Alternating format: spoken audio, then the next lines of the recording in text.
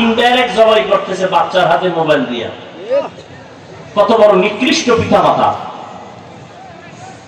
কত বড় বেখবর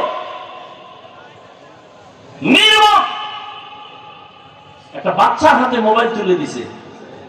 কোটি কোটি টাকার মালিক, ৫-৭টা বাড়ির মালিক গুলশানে কাঁদতেছে, হুজুর আসেন একটু ছেলেটারে দোয়া পড়ে দেন।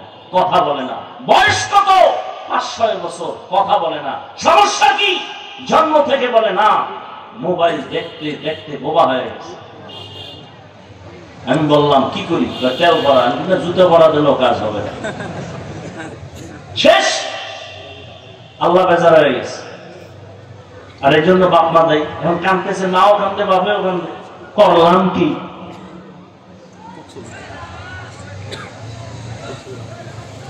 এই যুবকেরা, তোদের মতো কিছু যুবক, এখন তো বললাম বাচ্চার কথা, এবার তোদের লাইনের যুবক কিছু ল্যাংটায় পাগল হয়েছে না মোবাইল লইয়া? এই ফ্রি ফায়ার গেম খেয়েছি না, পাগল হয় নাই? তুইও পাগল হবি, ডেটটা দে কবে। তুই তো ওই পথের যাত্রী, তুইও তো ল্যাংটায় পাগল হবি, কারণ ওই পথের যাত্রী তুইও। বাবার টাকা চুরি করছো গেমস খেলতে গিয়ে, মায়ের টাকা চুরি করছো এই মোবাইলের কারণে। কি করো নাই বল? এখন রাস্তা একটা খোলা, তওবা করো, মোবাইল ছেড়ে দাও। টাকার পিছনে ঘোরো কেন? মানুষের পিছনে ঘোরো কেন? মানুষ তোমার পিছনে ঘুরবে, টাকা তোমার পিছনে ঘুরবে। শুধু একটু সুস্থ থাকো, চরিত্র ঠিক রেখে লেখাপড়ায় আগায় যাও। বিদেশে তোমাকে ভাড়া করে নিবে সম্মানের সাথে। রাগ করলা বাবা? পাও দুইটা ধরে আমি বলছি, যদি বলো হুজুর নাইমা ধরেন, বলটা আমি নিচে নামিয়ে আসি। পাও ধরে বলছি মাফ করে দিও। যুবকদেরকে বলছি, কলিজা থেকে মহব্বতের সাথে বলছি, কোনো দুশ্মনী নেই। তুমি স্কুলে পড়ো, কলেজে পড়ো, আর কেমনে বুঝাইলে বুঝবা? তুমি চাকরি করো, ব্যবসা করো, তুমি যে লাইনে থাকো, 5 বেলার নামাজ পড়ো, মা বাবার দোয়া নেও, ওলামায়ে কেরামের পরামর্শ নেও, শিক্ষকদের সাথে আদব রক্ষা করে চলো, তোমার জীবনটা সূর্যের মতো আলোকিত হয়ে যাবে ইনশাআল্লাহ। তোমার কাছে আমার আর কোনো ওয়াজ নাই, আমার ওয়াজের মূল থিম এটাই। মা বাবার দোয়া নিয়ে চলো, শিক্ষকের দোয়া নাও, ওলামায়ে কেরামের দোয়া নাও, রাসূলের আদর্শ মতে 5 বেলার নামাজ পড়ো, চরিত্র ঠিক রাখো, শরীরের সুস্থতার জন্য খেয়াল রাখো। সুস্থতার জন্য খেয়াল রাখতে হলে তুমি কিছু করো বা না করো, রাতের ঘুম তোমার লাগবেই। মধ্যরাতের ঘুম, প্রথম রাতের ঘুম শরীরের ক্ষতি। গুগলে সার্চ দিয়ে বের করে দেখো, শেষ রাতের ঘুম শরীরের ক্ষতি।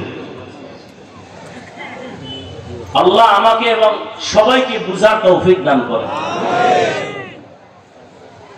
1 নাম্বার পরীক্ষা ভয়। কার ভয়? হ্যাঁ, 2 নাম্বার পরীক্ষা হলো ক্ষুধা। ওয়ালানাবলুওয়ান্নাকুম বিশাইইম মিনাল খাউফি ওয়াল জু'। ক্ষুধার মাধ্যমে আল্লাহ পরীক্ষা নেবেন। ইমাম শাফিঈ রাহমাতুল্লাহি আলাইহি বলেন, ক্ষুধা মানে এখানে হলো রোজা।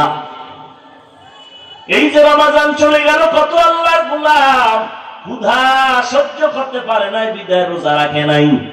আবার মাঝে মাঝে বলছে, আমার ঘরে কি ভাতের টান আছে, আমি রোজা রাখবো কেন? বলে নাই?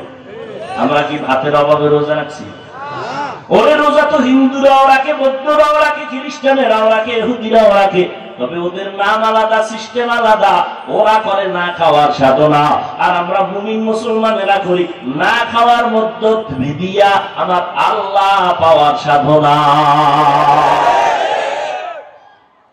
আল্লাহ ক্ষুধার দ্বারা পরীক্ষা নিবেন।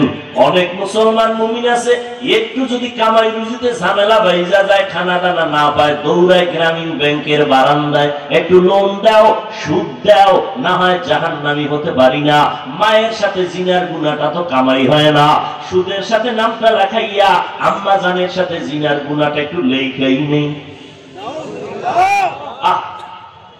24 ঘন্টা সেকেন্ডে সেকেন্ডে সেকেন্ডে সেকেন্ডে অল টাইম মায়ের সাথে জিনার গুনাহ লেখা হয় যারা সুদের সাথে জড়িত। আল্লাহ কয় রেডি থাক রে বেঈমান, আমি আল্লাহ নিজে রেডি আছি, তোর সাথে আমার যুদ্ধ হবে, রেডি থাক রে বেঈমান।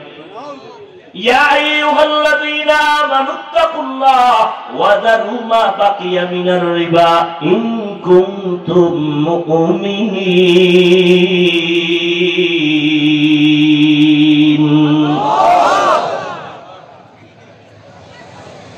আল্লাহ বড় মারাত্মক এক গুনাহ সুদের সাথে জড়িত থাকা। হজ কবুল হবে না, রোজা কবুল হবে না, নামাজ কবুল হবে না, জীবনে যত মোনাজাত দিবে কবুল হবে না।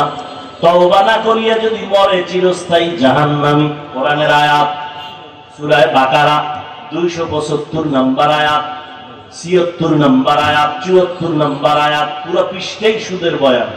সূরা বাকারা খুলো। আমরা তো আরবি কইছি, বুঝতে কম সমস্যা, মোবাইলে বাংলা কোরআন ডাউনলোড করে নামাও, নামায় বাকারা খুলো 275 নম্বর আয়াত। সম্মানিত সুদখোরদেরকে আল্লাহ কি সুন্দর হাদিয়া দিয়েছেন, সেখানে লেখা আছে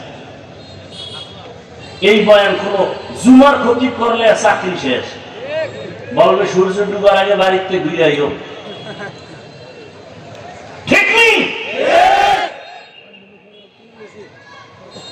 আল্লাহ হেদায়েত দান করুন, আল্লাহ হেদায়েত দান করুন। অথচ সাহাবায়ে কেরাম, এমনকি আমার নবী, যে নবী দোয়া করলে উহুদ পাহাড় স্বর্ণ হয়ে যাইত, ওই নবী খন্দকের যুদ্ধে গর্ত খননে নিজে কাজে নামলেন। রোদের ভিতরে পাথরওয়ালা জমিন খুঁড়তেছেন, সাহাবারাও করে।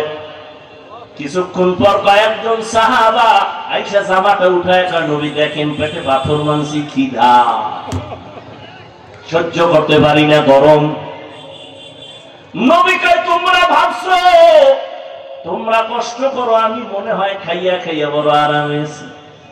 তোমরা পাথর বানছো একটা, রহমতের নবী জামা মোবারকটা উঠায় কয়, দেখ আমি ক্ষুধা সহ্য করতে না পারিয়া তোমরা পাথর বাঁধছো পেটে একটা, আমি বানছি দুইটা। রহমতের নবী পেটে পাথর বেঁধেছেন, আর আমার মুসলমান নবীর উম্মতেরা একটু সমস্যায় পড়লে হারাম খাওয়ার জন্য দৌড়।